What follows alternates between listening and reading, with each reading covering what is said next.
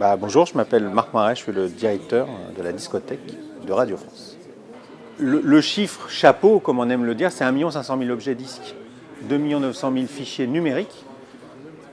Alors, qu'est-ce qu'on a en vinyle? On a des 45 tours, des 33 tours, des 80 tours, des 16 tours, on a même des cylindres, donc ce n'est pas du vinyle, mais évidemment de la cire. Voilà. Et puis on a des 78 tours. Donc à peu près les chiffres, on a à peu près 500 000 vinyles, donc 33 tours, 45 tours. On a à peu près un peu plus de 30 000 78 tours.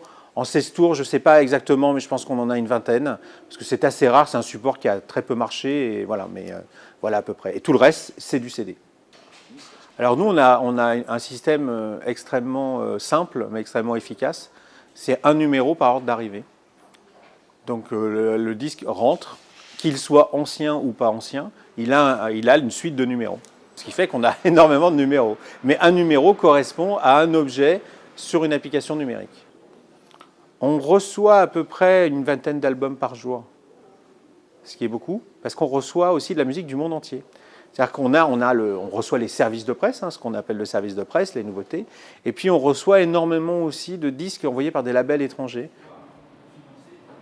Donc comment on a organisé la vente? La vente, on a fait appel à des experts. Parce que la différence entre un expert et un documentaliste, c'est qu'on n'a pas du tout le même rapport à l'objet. Nous, en tant que documentalistes, c'est-à-dire les personnes qui préparent et qui aident les émissions, qui aident les producteurs et programmateurs, nous, le contenu, c'est le plus important. C'est est-ce que le contenu qu'on va proposer est adapté à la demande de l'émission ou au style de l'émission.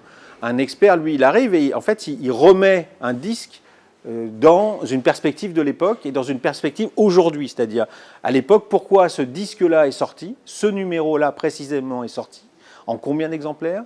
Est-ce qu'aujourd'hui, en perspective, dans cette période-là, ce disque-là est toujours recherché ou est toujours en bon état? Parce que c'est ça l'expertise.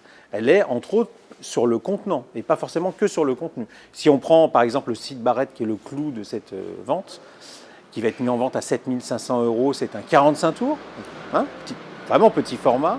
Pourquoi il est vendu 7 500 €? C'est pas parce que la chanson en tant que telle est rare, puisque Octopus, on le retrouve sur des rééditions de Syd Barrett, c'est le disque.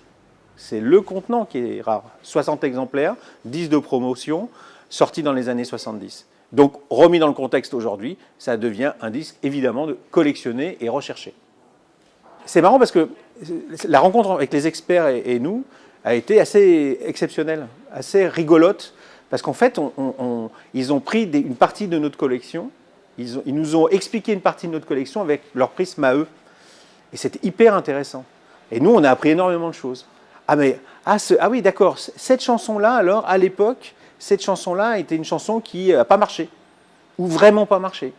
Ah, et ce disque-là, en fait, il est sorti que sur le territoire français et pas ailleurs. Ah, c'est pour ça, d'ailleurs, qu'il est vendu aussi cher. Voilà, donc c'est une autre façon de voir la collection, et c'est extrêmement intéressant. Et puis nous, on leur a dit aussi autre chose. On leur a apporté aussi une autre forme, une autre vision, une autre expertise. On va prendre le Velvet, le disque le fameux disque Velvet avec cette pochette et cette banane. Eux, ils ont vu l'original. L'original, en fait, la banane, elle se décolle de la pochette. Et ils ont trouvé ça extraordinaire, vraiment.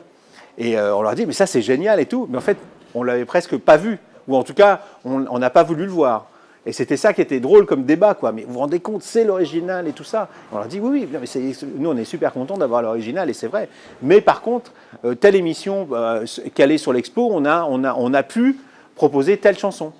C'est une autre façon de voir les choses. Mais c'est vraiment intéressant.